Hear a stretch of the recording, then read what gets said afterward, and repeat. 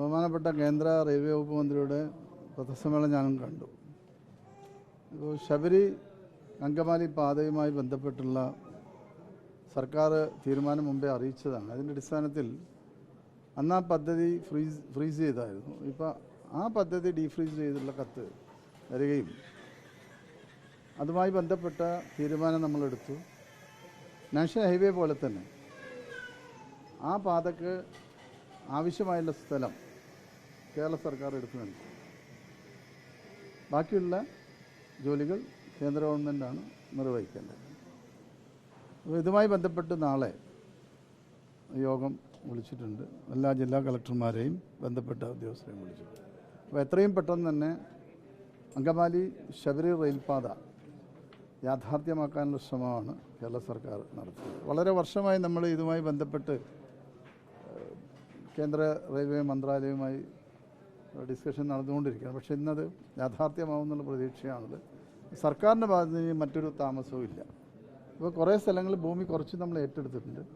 ധാരാളം ഭൂമി ഫ്രീസ് ചെയ്തിട്ടുണ്ട്. അപ്പോൾ അവരെ കൂടി ഒന്ന് ഇതിൽ ഉൾപ്പെടുത്തേണ്ടതുണ്ട്. അപ്പോൾ നാളെ അതിൻ്റെ പൂർണ്ണമായി തീരുമാനമുണ്ടാവും. എത്രയും പെട്ടെന്ന് തന്നെ നമ്മൾ ആഗ്രഹിക്കുന്നത് ഈ നോട്ടിഫിക്കേഷൻ വരുന്നതിന് മുമ്പ് തന്നെ നടപടികൾ തുടങ്ങണമെന്നാണ്. കാരണം അതിനുശേഷം ചിലപ്പോൾ നടപടി തുടങ്ങാൻ താമസമുണ്ടാകാൻ സാധ്യതയാണ്. അപ്പോൾ അല്ല, അവരെ കത്ത് വന്നു. മുൻപ് നിങ്ങൾ ചോദിച്ചപ്പോൾ ഞാൻ പറഞ്ഞല്ലോ ലഭിച്ചിട്ടില്ല എന്ന്. ഇപ്പം അല്ല, നിലവിലുള്ള കണ്ടീഷൻ നമ്മൾ അംഗീകരിക്കുകയാണ്. കാരണം നമ്മളെ സംബന്ധിച്ചിടത്തോളം ഏറ്റവും പ്രധാനപ്പെട്ടൊരു പാതയാണ്. 12 പുതിയ റെയിൽവേ സ്റ്റേഷനുകൾ നമുക്ക് ലഭിക്കും. അതോടൊപ്പം തന്നെ 2 ജില്ലകളെ റെയിൽവേ കണക്ടിവിറ്റിയിൽ നമുക്ക് ഉൾപ്പെടുത്താൻ കഴിയും. നമ്മളെ സംബന്ധിച്ച് സാമ്പത്തികമായി നമുക്ക് ഗുണം ചെയ്യുന്ന ഒരു റെയിലാണ്. കാരണം എറണാകുളം സിറ്റിയുടെ വികസനത്തിന് ഏറ്റവും ഗുണം ചെയ്യുന്ന റെയിൽപാതയാണ് ശബരി റെയിൽപാത. ലക്ഷക്കണക്കിന് ഭക്തരെ അവരുടെ യാത്രാ സൗകര്യം വർദ്ധിപ്പിക്കാനും കൂടി കഴിയുന്ന ഒന്നാണ്. അതിവേഗ റെയിൽപാത കേരളത്തിന് വേണ്ട എന്നുള്ള തരത്തിലാണ് കേന്ദ്രമന്ത്രിയുടെ ഒരു അഭിപ്രായം ഉണ്ടായിരുന്നത്. നോക്കൂ, നമ്മൾ കേരളയിൽ ശ്രമിച്ചു. പ്രേമലിൻ്റെ മറ്റൊരു പേരാണ് അതിവേഗം. നമ്മൾ കേരള റെയിൽ എന്ന് പറഞ്ഞു. അതും അതിവേഗ റെയിൽപാത തന്നെയാണ്. അപ്പോൾ ഇത് മാത്രമല്ലല്ലോ, കേരളത്തിന് അവകാശപ്പെടുന്ന ഒരു കാര്യങ്ങളും നമുക്ക് ലഭിച്ചിട്ടില്ലല്ലോ. അപ്പോൾ അതുകൊണ്ട് ഞങ്ങൾക്ക് അതിൽ വലിയ പ്രത്യേകത തോന്നുന്നില്ല. കാരണം യൂണിയൻ ബഡ്ജറ്റിൽ കേരളത്തെ അവഗണിച്ചത് നിങ്ങളൊക്കെ തന്നെ വാർത്തയാക്കിയതാണ്, എല്ലാവരും പറയുന്നതാണ്. അപ്പോൾ ഇത് ലഭിക്കുമെന്ന് പറഞ്ഞിട്ടുണ്ടായിരുന്നു.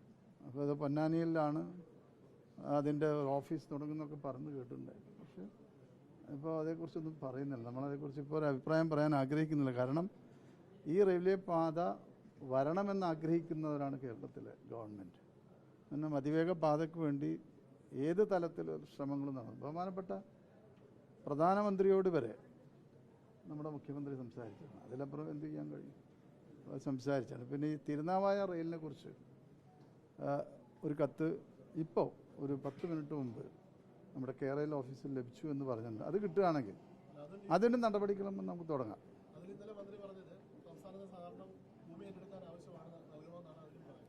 നോക്കൂ, കേരളത്തിൽ റെയിൽവേ വികസനവുമായി ബന്ധപ്പെട്ട് ഏത് കാര്യങ്ങൾക്ക് ഭൂമി ഏറ്റെടുക്കുന്ന കാര്യത്തിൽ ഒരു മടിയും നമ്മൾ കാണിച്ചിട്ടില്ല.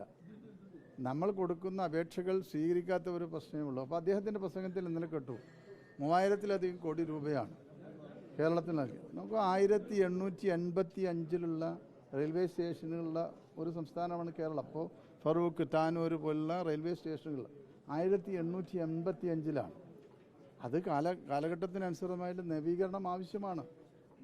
റെയിൽവേക്ക് ഇന്ന് നല്ല വരുമാനമുണ്ട്. വലിയ രീതിയിൽ റെയിൽവേ ചാർജുകൾ വർദ്ധിപ്പിച്ചിട്ടുണ്ട്. അതുകൊണ്ട് തന്നെ വരുമാനമുണ്ട്. ഇപ്പോൾ വന്ദേ ഭാരത് ട്രെയിനിൻ്റെ ഒക്കെ പിന്നെ ടിക്കറ്റിൻ്റെ നിരക്ക് നിങ്ങൾക്കറിയാലോ.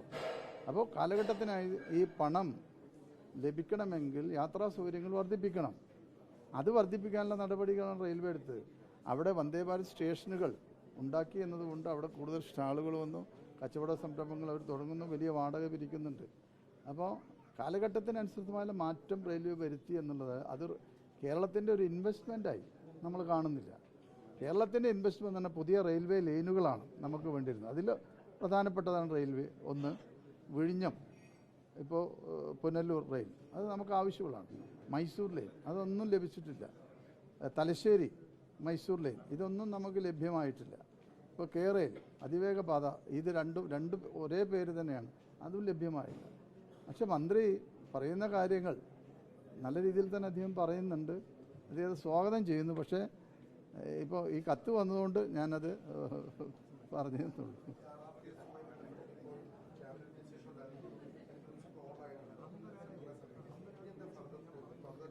നമുക്കതിനെ നമ്മൾ ചെയ്യാവുന്നേ മാത്രമേ ഉള്ളൂ. അത് നമ്മൾ നല്ല രീതിയിൽ തന്നെ ചെയ്യും. കാരണം മെട്രോ കണക്ടിവിറ്റിയാണ് ഇതിൽ ഏറ്റവും പ്രധാനമായിട്ടുള്ളത്. അപ്പോൾ തിരുവനന്തപുരം മെട്രോ നമുക്ക് RTM കണക്ട് ചെയ്യാം. കോഴിക്കോട് നമുക്ക് ചെയ്യാൻ പറ്റും. അപ്പോൾ ഉൾഭാഗങ്ങളിലേക്ക് ഒരു കണക്ടിവിറ്റി വേണം. അപ്പോൾ നമ്മുടെ തിരുവനന്തപുരം എയർപോർട്ടിൽ ഒരു കണക്ടിവിറ്റി വേണം. ആ രീതിയിൽ ഇതിനെ ഏറ്റവും നല്ല രീതിയിൽ പ്രയോജനപ്പെടുത്താൻ പറ്റും. കേരളത്തിലെ യാത്രാ സൗകര്യങ്ങൾക്ക് പരിഹാരം എന്നുള്ളതാണ് RRT കൊണ്ട് ഉദ്ദേശിക്കുന്നത്.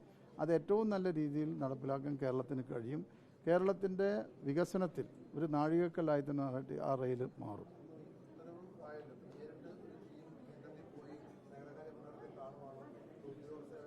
അല്ല, അത് ബഹുമാനപ്പെട്ട മുഖ്യമന്ത്രിയാണ് അത് തീരുമാനിക്കേണ്ടത്. അദ്ദേഹം പറയും.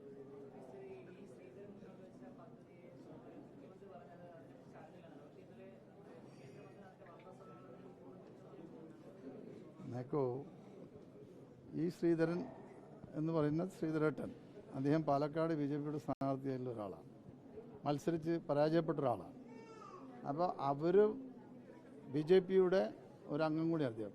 വളരെ റെയിൽവേയെക്കുറിച്ച് ആധികാരികമായി പറയാൻ കഴിവുള്ള ഒരാൾ കൂടി തന്നെയാണ്. ഏറ്റവും വിദഗ്ധനാണ് അദ്ദേഹം.